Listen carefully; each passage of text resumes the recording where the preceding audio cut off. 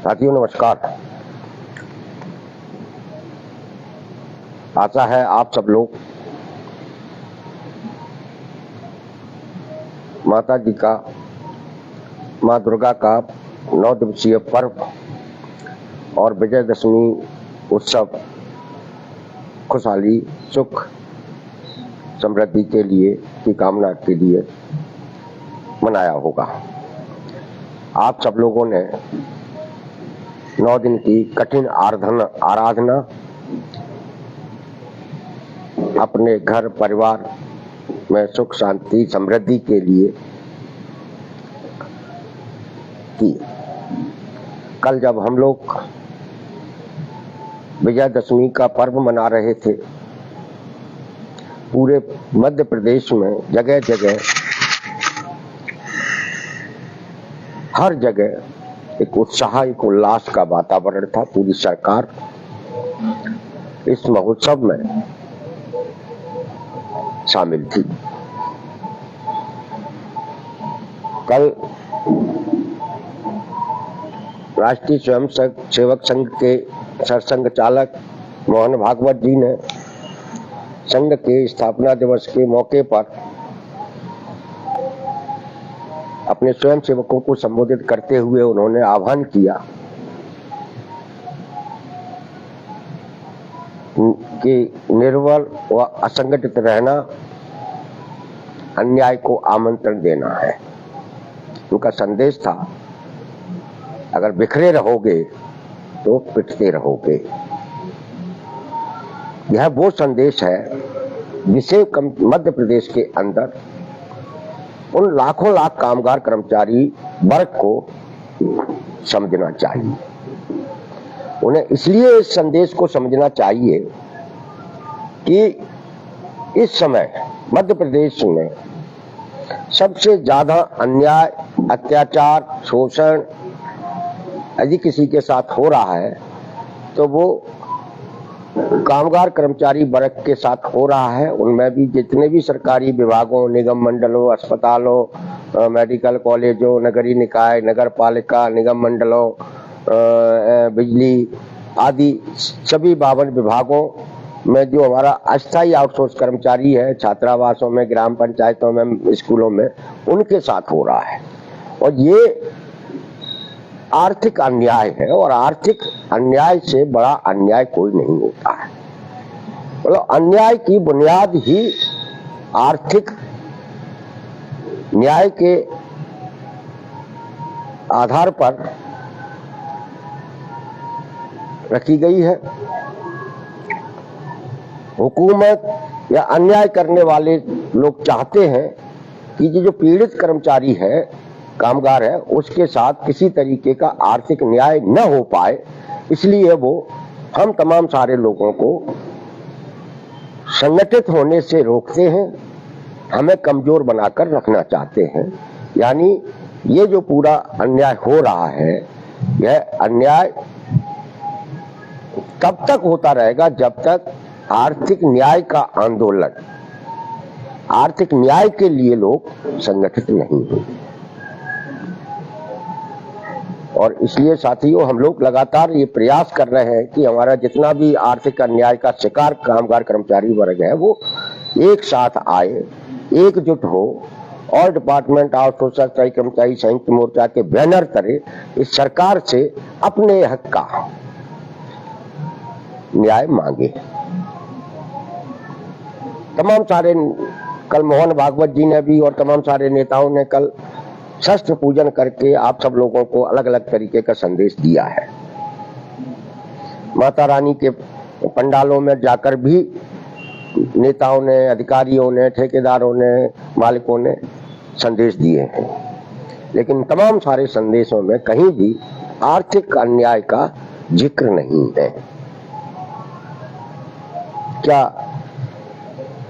हम सब लोग जो आर्थिक अन्याय के शिकार हैं, क्या हमारी बात नहीं होना चाहिए इतने बड़े उत्सव के दौरान, इतने बड़े त्योहार के दौरान?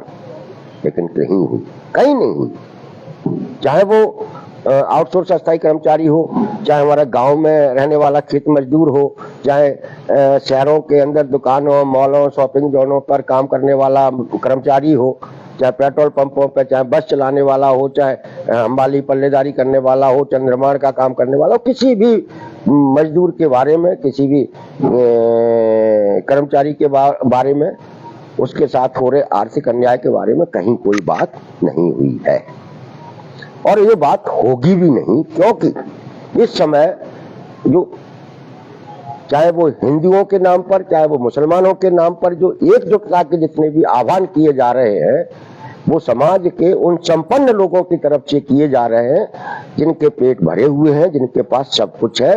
और वो लोग चाहते हैं कि ये जो पूरा समाज है, ये इतने लोग हैं जो जिसमें अलग अलग वर्गों के लोग हैं, वो सिर्फ उत्सव और महोत्सव मनाने के लिए एकजुट हो, साथ आए और उत्सव और महोत्सव मनाकर अपने घर पर जाकर सो जाए।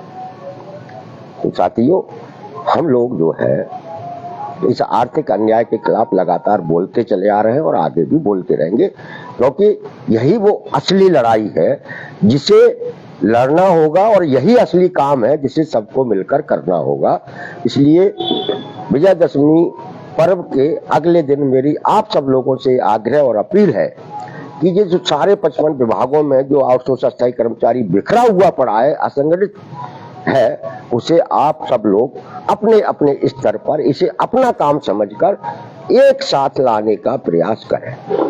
उन सबको सोशल मीडिया के जरिए ग्रुप बनाकर, व्हाट्सएप ग्रुप, फेसबुक पेज बनाकर उन्हें एक साथ लाएं और जब भी आर्थिक अन्याय के खिलाफ कोई अभियान शुरू होता है, उस अभियान से उन्हें जोड़ें। इस आउटसोर्स की आवाज पेज पर भी अधिक से अधिक लोगों को जोड़ने का काम आप सब लोग करें। ऐसा करके ही हम इस अन्याय के खिलाफ कोई बड़ा निर्णय सरकार से करा सकते हैं और न्याय हासिल कर सकते हैं। तो साथियों, संदेश तो बहुत सारे मिले आपको, बहुत सारे मिलते रहेंगे, लेकिन जैसे जैसे जैसे जैसे आउटसोर्स अस्थायी कर्मचारियों का को संगठित होना शुरू हुआ है, उन्होंने बोलना शुरू किया है, सरकार भी उससे चिंतित हुई है। आपने हमारे इस पेज पर देखा होगा और भी पूरे सोशल मीडिया में चल रहा है कि 22 सितंबर का जो हम लोगों का जो कार्यक्रम हुआ था और उसमें हमने जो मुद्दा उठाया था कि मध्य प्रदेश एक ऐसा राज्य है जहां 2 से 5 हजार रुपए में अस्थायी कर्मचारियों से और आउटसोर्स कर्मचारियों से काम कराया जा रहा है। ये वो मुद्दा था जिसे जनता के जिस भी तबके ने सुना, जिस व्यक्ति ने भी इस बात को सुना, उसने सरकार से यही सवाल किया कि ये आप गलत कर रहे हैं, ऐसा नहीं करना चाहिए था। हमने जो मुद्दा उठाया, हमने जो बात की, वो बिल्कुल जायज, जो जेन्युइन और सही थी और वह बात सुनकर सरकार भी तिलमिलाई, सरकार के समर्थित लोग भी तिलमिलाए और भारतीय जनता पार्टी जिसके अंदर भी एक बहस चली, बात यहां तक पहुंची कि यदि हमने जो मुद्दा उठाया है 2000-5000 रुपए वाला, यदि ये गलत है तो ऑल डिपार्टमेंट आउटसोर्स अस्थायी कर्मचारी संयुक्त मोर्चा के प्रदेश अध्यक्ष पर उन्हें FIR कराएंगे वो लोग, क्योंकि भाजपा सत्ता में है, इसलिए वो FIR कराने की ही धमकियां देती है। ऐसी बातें भी भारतीय जनता पार्टी के अंदर खाने से हमको सुनाई दी। क्योंकि हमने कुछ गलत नहीं बोला, हम बिल्कुल सही बोल रहे थे और जब वो इस पर चर्चा कर रहे थे, लोगों ने कहा कि नहीं, इस मुद्दे पर हमको चुप रहना चाहिए, तो वो लोग चुप हुए और इसके जवाब कैसे दिया जाए, वह जवाब भारतीय जनता पार्टी का मध्य प्रदेश का जो पेज है, अधिकृत पेज है, उस पर उन्होंने आदरणीय प्रधानमंत्री नरेंद्र मोदी की के फोटो के साथ न्यूनतम वेतन की दरों का एक विज्ञापन जारी किया और वो विज्ञापन मध्य प्रदेश सरकार के सारे मंत्रियों ने शेयर किया, भारतीय जनता पार्टी के प्रदेश अध्यक्ष ने शेयर किया और उनके जिलों के सारे सोशल मीडिया हैंडल्स पर वो विज्ञापन बड़े स्तर पर प्रचारित किया गया।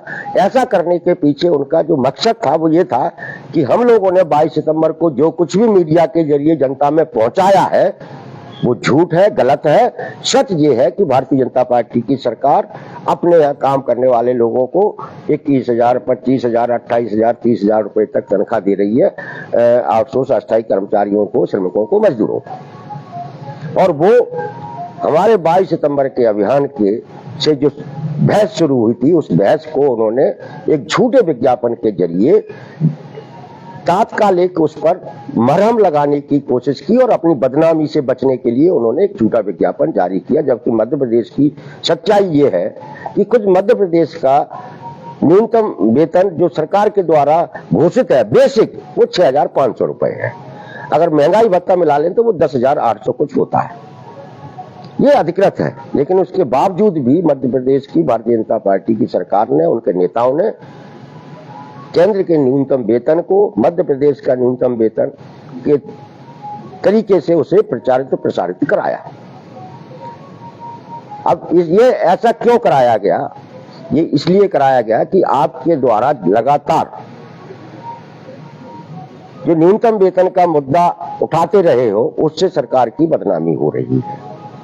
और सरकार और सत्ताधारी पार्टी अगर किसी बात से डरती है तो वो बदनामी से डरती है, और इसलिए उस बदनामी को पर्दा डालने के लिए अब सरकार द्वारा की जा रही अन्याय से ध्यान बटाने के लिए विज्ञापन जारी किया बीजेपी का, जिसका हम सब लोगों को सोशल मीडिया के जरिए इसका जवाब देना चाहिए। और इसलिए मेरा आप सब लोगों से ये आग्रह है कि आप भी, कितने लोग इस चर्चा को सुन रहे हैं और जिन लोगों तक ये चर्चा पहुंचती है, मैं पुनः आज आपसे आह्वान करता हूं कि इस पेज पर न्यूनतम वेतन से संबंधित हमारे तमाम सारी गतिविधियां हुई हैं, कार्यक्रम हुए हैं पिछले 1 साल के दौरान। आप उन सारे के सारे खबरों को, सारे के सारे मीडिया में चले खबरों को, अखबारों में छपी खबरों को अधिक से अधिक 2, 3, 4 दिन तक लगातार शेयर करें और लोगों को ये बताएं कि मध्य प्रदेश की सरकार हमारे साथ ऐसा कर रही है। जो सरकार, बीजेपी सरकार ने जो विज्ञापन जारी किया है वो झूठा है। इसलिए आप सब लोग इस पेज पर 22 सितंबर के जितने भी खबरें हैं, चैनलों की वीडियो हैं, उन्हें अधिक से अधिक शेयर करें, जिससे कि सरकार द्वारा जो झूठा विज्ञापन जारी किया है उसका जवाब अपन लोग दे सकें। एक अन्य महत्वपूर्ण मुद्दा है जिस पर हम पहले आपसे चर्चा करते रहे हैं। हमने आपको पहले भी जानकारी दी थी कि मध्य प्रदेश सरकार आउटसोर्स अस्थायी कर्मचारियों के लिए एक पोर्टल बनाने की तैयारी कर रही है। 22 सितंबर के कार्यक्रम के बाद हमारे जो वल्लभ भवन में और अलग अलग विभागों में आउटसोर्स के कर्मचारी काम करते हैं, कंप्यूटर ऑपरेटर हैं या दूसरा काम करते हैं, कुछ तो अच्छे पद पे भी हैं, उनके द्वारा हमको ये जानकारी दी गई है। वो जानकारी ये है कि मध्य प्रदेश की सरकार ने, वित्त विभाग ने पोर्टल तो तैयार करा लिया है। यानी एक मध्य प्रदेश में जितना भी आउटसोर्स अस्थायी कर्मचारी काम करता है उसको एक जगह लाने के लिए पोर्टल जो तैयार करने की प्रक्रिया चल रही थी वो पूरी हो चुकी है। अब उस पोर्टल को कौन सा विभाग मेंटेन करेगा, कौन सा पोर्टल उसका विभाग उसका रखरखाव करेगा, ये निर्णय अभी नहीं हुआ है। 3 विभाग है जिनको इस पोर्टल को अपने पास रखना है। पहला वित्त विभाग, तो वित्त विभाग के पास पहले से इतने सारे काम है तो वित्त विभाग ने इसकी जिम्मेदारी लेने से मना कर दिया है। सामान्य प्रशासन विभाग को इस पोर्टल को और आउटसोर्स अस्थायी कर्मचारियों के देखरेख की जिम्मेदारी निभानी चाहिए। तीसरा श्रम विभाग भी हो सकता है कि श्रम विभाग ये अपनी जिम्मेदारी अपने पास ले, या उद्योग विभाग को इस जिम्मेदारी को लेना है। ये 4 विभाग है जिनमें से इस पोर्टल को जिम्मेदारी लेनी है। इस पोर्टल पे हमारे आउटसोर्स अस्थायी कर्मचारियों का रिकॉर्ड आ जाने के बाद हमारे साथ जो अभी तक अन्याय होता आ रहा है, न्यूनतम वेतन को लेकर, पीएफ को लेकर, ईएसआई को लेकर और तमाम सारे भत्तों को लेकर, कभी भी नौकरी से निकाल दिए जाने का खतरा जो हमारे पास है। अभी कुछ दिनों में ही 100 से ज्यादा आउटसोर्स कर्मचारी हमारे निकाल दिए गए हैं एमपीवी में या दूसरे विभागों में, अलग अलग कारणों से, छोटे छोटे कारणों से। तो ये जो छोटा छोटा अन्याय है वो अन्याय हमारा साथ कम होगा और हम एक न्याय कराने की तरफ बढ़ने लगेंगे। तो एक पोर्टल बनकर तैयार हुआ है और इसलिए हम लोगों को अपनी सक्रियता को अब और बढ़ाने की जरूरत है, जिससे सरकार पर एक दबाव बना रहे और वो बहुत जल्दी से जल्दी उस पोर्टल को किसी विभाग के हवाले कर दे और वो विभाग हम सब लोगों के का रिकॉर्ड अपने पास रखे और हमारे साथ जो होने वाला अन्याय है वो थोड़ा कम हो। तो ये एक महत्वपूर्ण चीज थी, जो जानकारी थी, जो मैं आपको साथ आज शेयर की है। एक और जो मुद्दा है वो मुद्दा ये है कि हमारे बहुत सारे आउटसोर्स जिलों के आउटसोर्स कर्मचारी साथी कह रहे हैं कि हमें अपने संगठन को मजबूत करना चाहिए और अलग अलग जिलों से अपने पदाधिकारी बनाना चाहिए और जिलों में जा जाकर बैठकें करके उन्हें आंदोलन से जोड़ना चाहिए। ये बात सही है कि हम लोगों ने जो 1-1.5 साल पहले ऑल डिपार्टमेंट आउटसोर्स अस्थायी कर्मचारी मोर्चा की जो कोर कमेटी बनाई थी, कुछ जिलाध्यक्ष बनाए थे, वही काम कर रहे हैं। अभी हमने उसमें कोई छेड़छाड़ नहीं की। हम खुद चाह रहे हैं कि हमारा संगठन प्रदेश से लेके, भोपाल से लेके जिला, ब्लॉक और गांव, हर छात्रावास तक पहुंचे, एमपीवी की हर डीसी तक पहुंचे और हर गांव, हर घर तक हमारा संगठन पहुंचे। ये हम लोगों का भी प्रयास है और हम इसमें बहुत जल्दी कुछ नई नियुक्तियां करने वाले हैं, कुछ जिसको अलग तरीके से संगठित करने की हम लोग प्रयास कर रहे हैं, जिसमें हम कई 2-3 स्तरों पर पदाधिकारियों की नियुक्तियां भी करेंगे। इस तरफ भी हम लोगों से बातचीत कर रहे हैं, चर्चा हमारी चल रही है। आप सब लोग में से जो व्यक्ति ये चाहता है, ये सोचता है कि ये जो अन्याय हो रहा है, इस अन्याय के खिलाफ होने वाले संघर्ष में हम भी अपना योगदान देना चाहते हैं, ऐसे युवा उत्साही ऊर्जावान साथियों से मेरी अपील है कि मुझे व्हाट्सएप नंबर है 9827666648, इस पर अपना नाम, अपनी सहमति, अपना जिला और विभाग लिखकर दें, जिससे कि आप भी इस आंदोलन को खड़ा करने वाले संगठन का हिस्सा बन सके, आप भी इस अन्याय के खिलाफ होने वाले संघर्ष में अपना योगदान दे सकते। तो जो भी साथी ये जिम्मेदारी निभाने के इच्छुक है, वो संगठन में जिम्मेदारी लेने की मन रखता है, इच्छा रखता है, वो इस आंदोलन से जुड़े। आज हम ऐसे भी साथियों को इस आंदोलन से जोड़ने का आह्वान कर रहे हैं। पहले से हमारे बहुत सारे संगठन भी चल रहे हैं, बहुत सारे पदाधिकारी भी हैं, उनमें से बहुत सारे लोग हमारे साथ जुड़े हुए हैं, बहुत सारे लोग आगे भी जुड़ेंगे। लेकिन ये बात सही है कि जितनी बड़ी एकता हम लोगों के बीच में बननी चाहिए थी, उतनी बड़ी एकता अभी तक नहीं बनी है। लेकिन जितनी भी बनी है वह उसे आप काफी तो नहीं कह सकते, लेकिन इतनी निराशाजनक भी नहीं है। हम इस एकता को बनाने के प्रयास लगातार करते रहेंगे, लगातार हमारे प्रयास जारी रहेंगे। तो साथियों, जो भी साथी इस अन्याय के खिलाफ होने वाले आंदोलन संघर्ष में अपना योगदान देना चाहता है, वो हम अपना सहमति हमको भेज सकता है। अब अंतिम जो सवाल है, तो सबसे ज्यादा चिंता का सवाल है कि कामगार कर्मचारी वर्ग जो लाखों में है, पूरे मध्य प्रदेश में बिखरा हुआ है, वो संगठित क्यों नहीं हो पा रहा? ऐसी क्या वजह है कि वो संगठित नहीं हो पा रहा इतने सारे कोशिशों के बाद भी? कल माननीय मोहन भागवत जी का भी संदेश था, जो मैंने जहां से शुरुआत की थी। वो संदेश उनका अपने वैचारिक दृष्टिकोण को मजबूत करने के लिए था, लेकिन वो संदेश हमारे लिए भी था कि यदि हम बिखरे रहेंगे, बटे रहेंगे, तो हमारे साथ अन्याय रहेगा। वही संदेश था। और हम बिखरे और बटे हुए इसलिए हैं कि आपने देखा होगा जो सरकारें भी कहती है कि अलग अलग लोगों के लिए काम करती है, युवाओं के लिए काम करते हैं, तो युवाओं के लिए काम करने वाले जो संगठन है उनकी संख्या वालों में कितनी है मध्य प्रदेश में? 2, 3, 4 संगठन है जो युवाओं के बीच में काम करते हैं, उनके रोजगार के लिए, उनकी आय दिन की समस्या के लिए 4 संगठन है। महिलाओं के बीच में काम करने वाले संगठन भी इतने ही हैं, 2, 3, 4। किसानों के बीच में काम करने वाले संगठन भी इतने ही हैं, 2, 3, 4।